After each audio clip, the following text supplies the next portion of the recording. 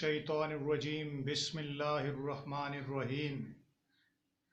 तमाम दोस्तों, साथियों, सुनने वालों की खिदमत में सरदार औरंगज़ेब की जानिब से अस्सलामु अलैकुम वरहमतुल्लाहि वबरकातुहू।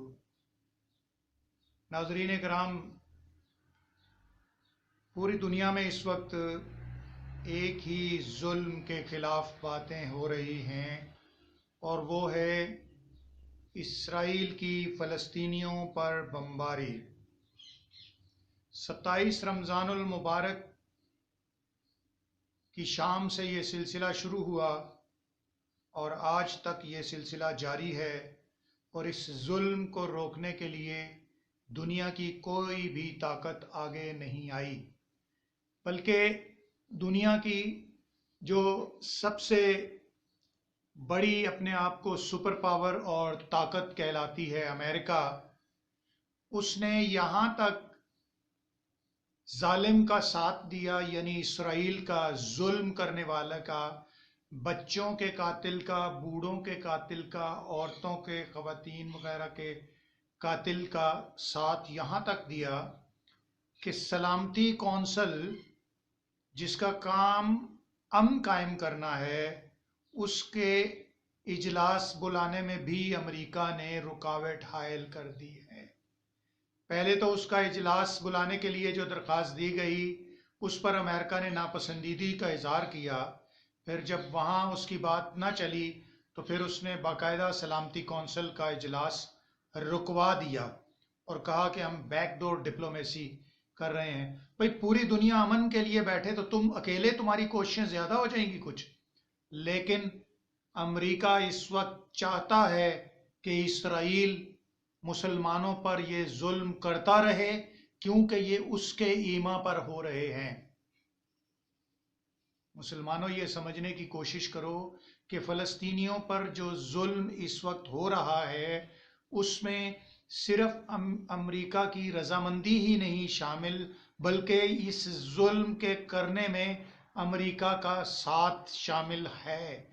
वो चाहता है कि कुछ और मसाइल की जानिब से लोगों की तवज्जो हटकर मुसलमानों के इस कत्लेआम की तरफ तवज्जो हो जाए। ये जो मुसलमानों को शहीद किया जा रहा है, सारी दुनिया की तवज्जो इधर चली जाए। तो इसमें यह है कि इसराइल के इस कदम के पीछे अगर किसी का हाथ है तो वो कौन सी कुव्वत है? अमेरिका, मत भूल जाना। और दूसरी बात यह है कि मुसलमान जिस धोखे में पड़े हैं, जिस चीज़ ने उन्हें सबसे बड़े धोखे में रखा है, वो लफ्ज़ है यूनाइटेड नेशन। यूनाइटेड नेशन एक ऐसा इदारा है जो अमेरिका के ज़ेरे साया है, जिससे मुसलमानों को आज तक कोई फ़ायदा नहीं हुआ है। लेकिन बहरहाल इस वक्त मेरा मकसद आपसे इस बात करने का शायद नहीं था। मैं और मौजू को लेकर हाजिर हुआ था। मैं इस मौजू को लेकर हाजिर हुआ था कि आपको यह बताया जाए कि ये यहूदी कौन है, क्या बला है, क्या चीज़ है, क्या कौम है, और इनकी सरिश्त में क्या शामिल है, ये क्या करते हैं, ये कैसे लोग हैं।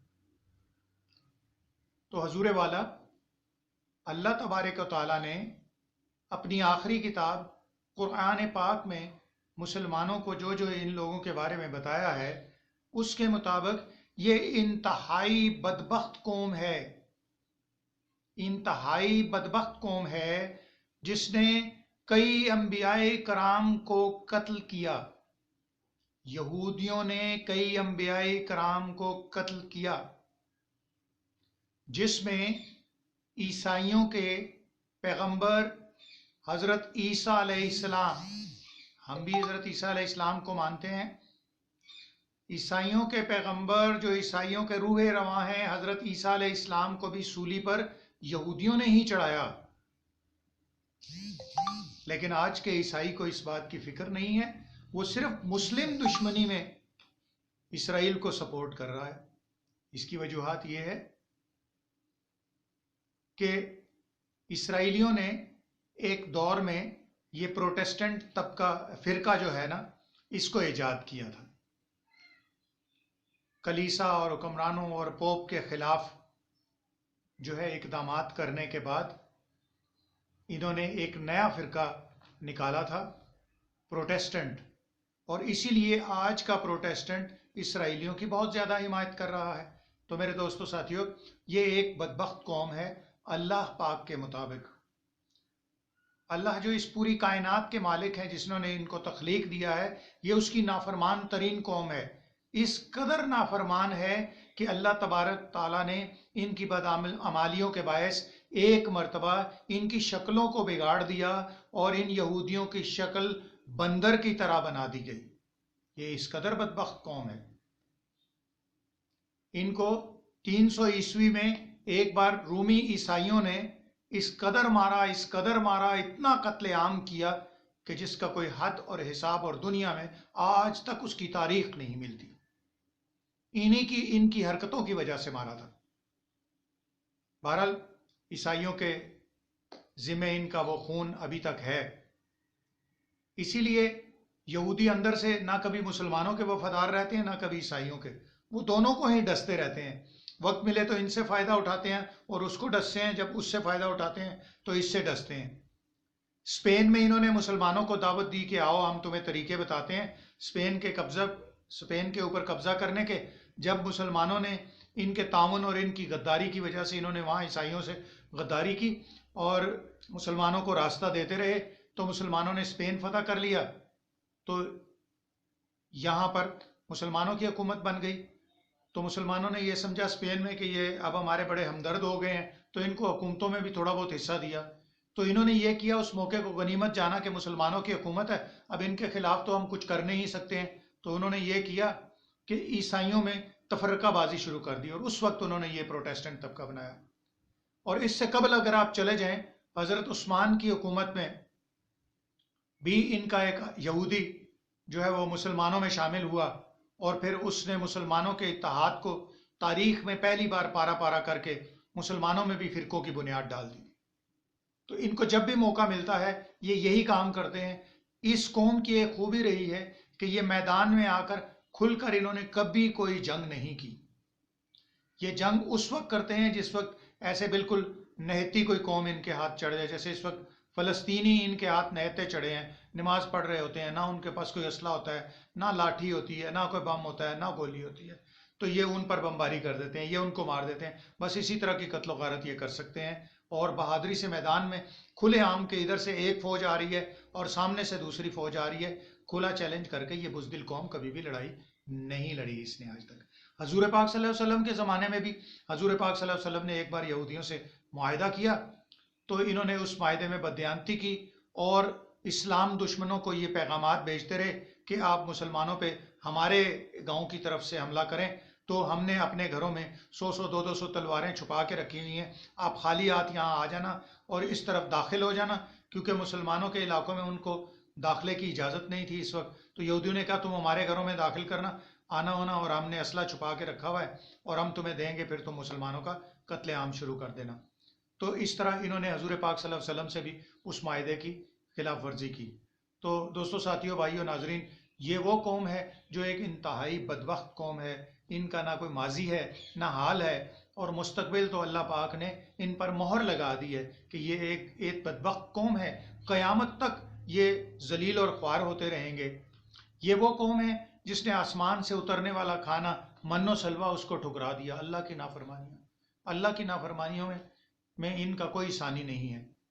اور اب اس وقت پروٹیسٹنٹ طبقے میں جو لوگ ہیں اور جو مملکتیں ہیں، اس میں امریکہ، برطانیہ اور یورپ کی تمام مملکتیں ہیں جنہوں نے اسرائیل کو یہ یقین دلایا ہے کہ بھائی آپ مسلمانوں پر حملے کرتے رہو، ان کے قتل و غارت کرتے رہو، کیونکہ ہم بھی اندر سے ان کے خلاف ہیں، تو لہذا تمہارا کوئی کچھ نہیں بگاڑ سکتا۔ اس شے پر یہ یہودی مسلمانوں کا قتل عام کر رہے ہیں، لیکن ان عیسائیوں کو یہ نہیں پتا کہ یہودیوں نے اپنی سازش سے 9/11 کا جو اٹیک کروایا، خود یہ حملہ کروانے کے بعد مسلمانوں پر اپنے میڈیا کے زور سے اس کا الزام لگوایا، اور پھر عیسائی مملکتوں کو، جس میں امریکہ، برطانیہ اور یورپ کے تمام ملک ہیں، ان کو یہ کہا کہ مسلمانوں پر چڑھ دوڑو۔ وہ افغانستان پر چڑھ دوڑے اور ایک مسلمانوں کی خلافت جو اسلامی مملکت بننا چاہ رہی تھی، پیور اسلامی مملکت بننا چاہ رہی تھی، اس کو ختم کروا دیا۔ لیکن عیسائیوں کو یہ نہیں پتا تھا کہ یہ جنگ اتنی طویل ہو جائے گی کہ کئی سال تک 20 25 سال تک اس جنگ سے ہم اپنی جان نہیں چھڑا سکیں گے. اب عیسائی مملکتیں، پورا یورپ، نیٹو، امریکہ اس جنگ سے نکلنے کی کوشش کر رہا ہے. تو بالکل ایسا ہی ہے کہ وہ کہتے ہیں کمبل کو کہ مجھے چھوڑو، لیکن اب کمبل انہیں نہیں چھوڑ رہا. وہ طالبان جیسی بے بس قوت سے بھی مذاکرات کرتے ہوئے پھر رہے ہیں اور ان کی محنتیں کر رہے ہیں کہ اس جنگ سے ہماری کسی طرح جان خلاصی کرائیں، لیکن ایسا ہو نہیں رہا. دوستو، ساتھیو، ناظرین، جب احمقانہ طریقے سے قومیں اپنا رد عمل کرتی ہیں تو پھر ایسا ہی ہوتا ہے. اور یہ یہودی بہت چالاک ہیں.